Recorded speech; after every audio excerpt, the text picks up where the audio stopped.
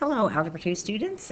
This video is going to help you with numbers 1 through 7 on your Unit 2B review, or in other words, the first page of the review. So taking a look at numbers 1 and 2, the directions say, analyze the slopes and y-intercepts to determine how many solutions the following systems of linear equations have. All right, so since all of these equations appear to be in standard form, I just want to remind you that if an equation is in standard form, a linear equation, looks like this, ax plus by equals c. You can find the slope by taking the opposite of a divided by b, and we can find the y-intercept by taking c divided by b. All right, so taking a look at number 1, this first equation, the slope is, if I take opposite of a over b, in this case a is -6, its opposite is 6, so that would be 6 over 2, which is 3. All right, let's look at the slope of the second line. Taking the opposite of a over b, that would be +3 over 1, and +3 over 1 equals 3. So I notice that these two lines have the same slope, but I still have to keep going. If they have the same slope, they could either be parallel or coinciding. So let's investigate further and take a look at their y-intercepts.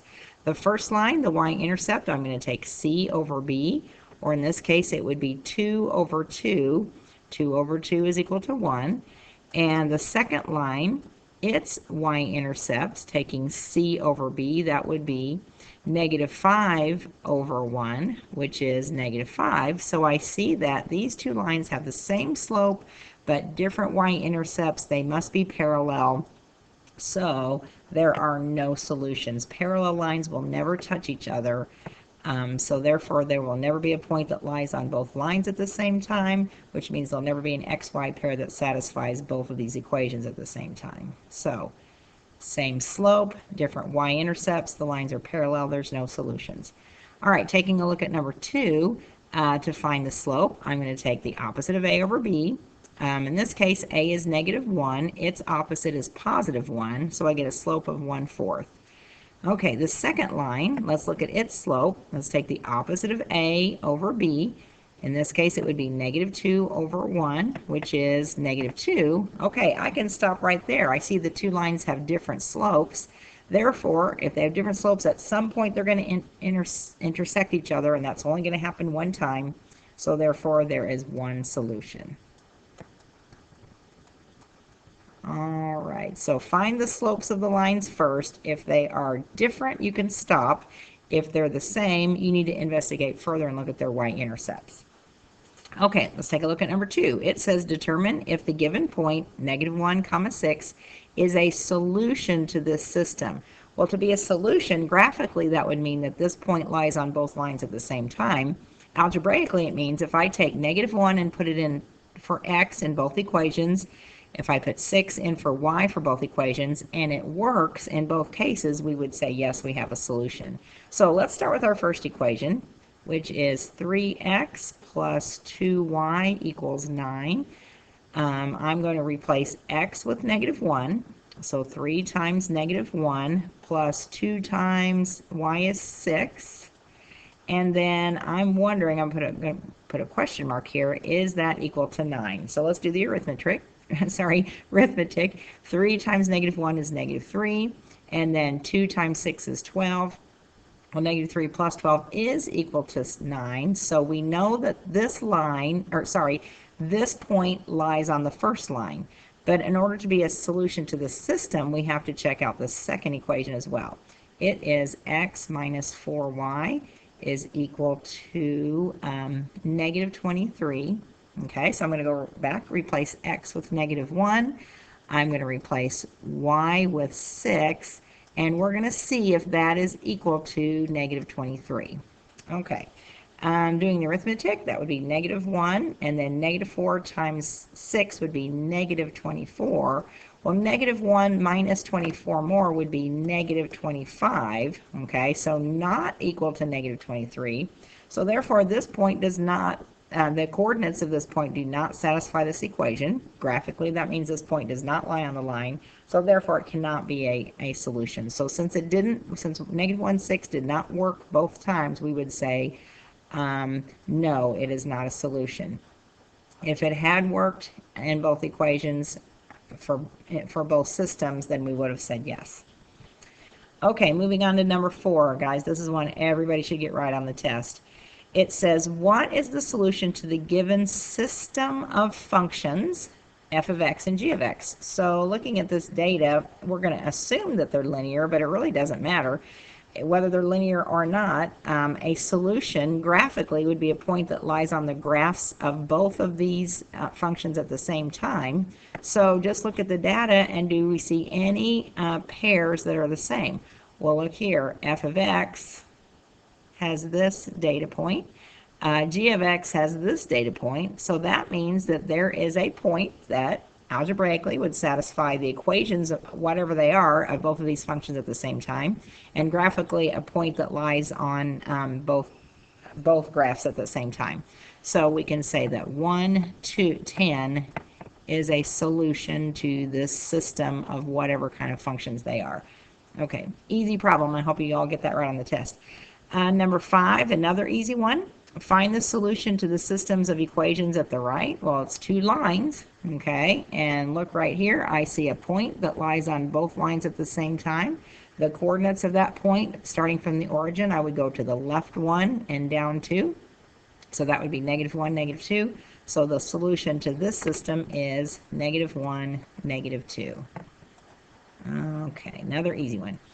All right, let's move on to number 6 and 7. It says solve the equations using the graphing method to identify the solutions. Okay, so taking a look at number 6, both of these equations are already in y equals mx plus b form, where m is the slope and b is our y-intercept. Okay, so these are going to be pretty easy to graph. So we'll start with the y-intercept. Let's take the first equation. Its y-intercept is +2, and then it has a slope of 2/3. Remember, slope is a ratio of a vertical change to a horizontal change. So we're going to start at this y-intercept. We're going to make a vertical move of +2, followed by a horizontal move of +3 to get another point on the line. So we'll go up 2 and right 1, 2, 3. I'm going to do that again. Up 2, right 1, 2, 3. And I could also, since 2/3 is the same as -2 over -3, I could also, from that y-intercept, I could go down 2 and left 1, 2, 3 and still be on the line. Okay, now, I don't have a straight edge, so I'm going to attempt to make a straight line. Okay, it's not too bad, not too shabby. All right, on your test, I would recommend you use your ID badge or another straight edge to make sure you get your lines nice and straight. Okay, to graph this line, its y-intercept is +7. Let's put a point right there at 0, +7. And the slope is -1, which would be the same thing as -1 over +1. So from this y-intercept, I'm going to make a vertical move of -1, so that would be down 1, and then a horizontal move of +1, so that would be to the right 1. I'm going to do that again, down 1, right 1. It looks like we're going to find our solution right here. Put a couple more points. Draw the line again. Wish me luck here. Oh. Okay, really hard to do on this air slate, sorry. Okay, it'll be easier on a piece of paper with a straight edge. It looks like right here is our point of intersection, so that would be your solution. The coordinates are +3, +4. So our solution, let's just write it over here, would be, what I say, +3, +4. Okay, now look at number 7. Notice that these two equations are not in slope-intercept form. So I'm going to analyze their slopes and y-intercepts to graph them. To find the slope, I'm going to take the opposite of a over b. The opposite of -2 is +2. Put that over 1. The slope would be 2.